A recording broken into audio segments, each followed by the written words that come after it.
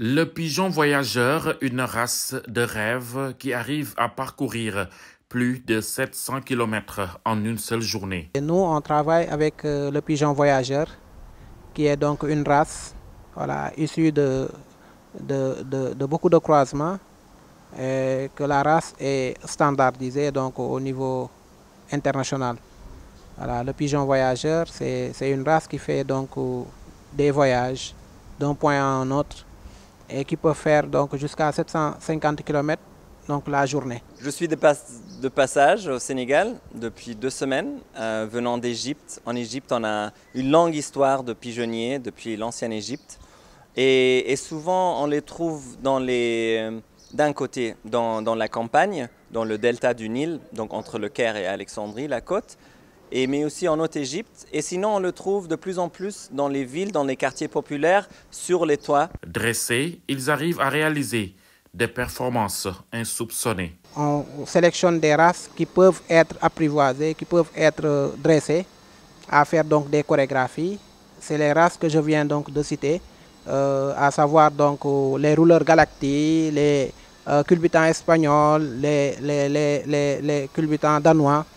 Maintenant, ces races-là, ils ont été mis en couple pour la reproduction. Obtenus à partir d'un croisement entre plusieurs races, les pigeons voyageurs sont dressés étant nouveau-nés. On travaille à avoir donc des progénitures et ce sont ces jeunes pigeonneaux-là qui vont être dressés, voilà, dressés donc avec beaucoup de techniques, soit c'est la restriction alimentaire, l'heure, soit aussi c'est des dressages donc d'orientation pour qu'ils puissent donc s'orienter autour donc du loft. Des dressages pour fixer l'apprivoisement, pour qu'ils puissent reconnaître donc leur lieu, et aussi des dressages aussi pour faire donc les performances. Et j'apprécie beaucoup le soin et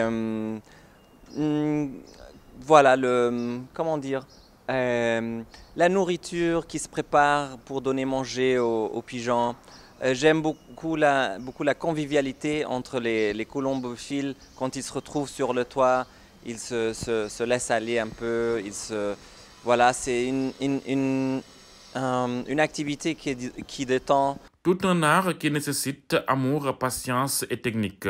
Les pigeonneaux, pour s'épanouir, ne doivent nourrir aucune crainte. Ils doivent avoir confiance.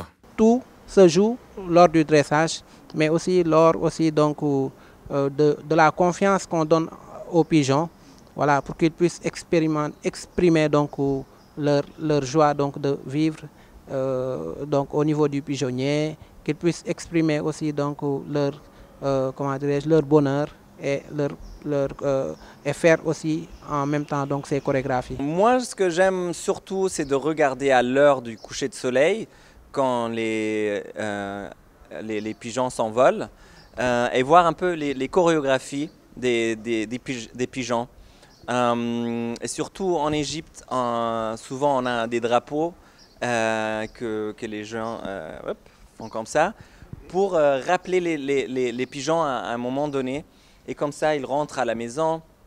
Et toute cette culture qui, sur les toits des immeubles au Caire et à Alexandrie et ailleurs, j'aime beaucoup voir ça. La colombophilie ne date pas d'aujourd'hui. Les pigeons voyageurs, à travers les siècles, ont tenu leur rôle de messager entre États amis, entre amoureux et plus encore en temps de guerre. Pour les pigeons voyageurs, ils ont joué donc un rôle, voilà, donc dans tout ce qui est amour et passion, mais aussi ils ont joué donc un rôle prépondérant dans la communication, surtout lors donc des guerres qui se sont succédées, Première Guerre mondiale et Deuxième Guerre mondiale, où donc les Belges ont fait des réquisitions au niveau donc des pigeonniers. Ils ont réquisitionné donc des pigeons, ils ont mis donc voilà, les pigeons comme des soldats pour permettre donc la liaison en termes de communication stratégique d'un troupe à un autre ou bien d'un troupe à un grenier. Aujourd'hui, avec l'avènement des TIC, ce rôle de messager s'est adapté au temps.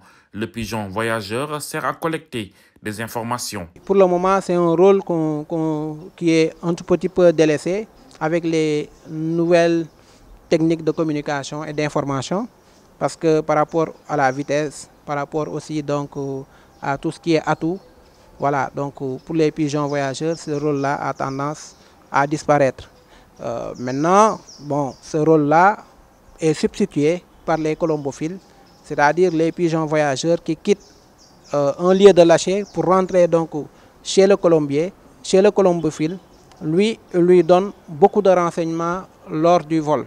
C'est-à-dire le pigeon qui vient, il amène beaucoup d'informations donc de son trajet. Muni d'un capteur GPS et d'un enregistreur, le pigeon voyageur, messager des cieux, partage ses heures de vol, telle une boîte noire. Là, nous, ce qu'on a fait, c'est à partir donc du matériel, le pigeon, voilà, donc que ce soit le pigeon voyageur ou bien le pigeon donc culbutant, on a essayé donc d'innover, ajouter à ce rôle-là un rôle, voilà, artistique, c'est-à-dire donc ces pigeons-là sont dotés donc d'un gilet avec un traceur GPS, et à partir de ce traceur GPS-là, les pigeons sont dressés, ils vont faire des tours, et en faisant les tours de vol, ils vont donc nourrir donc des données GPS, et ces données GPS vont être transcrites en sonorité, et voilà, donc on va faire écouter donc aux gens donc cette sonorité là.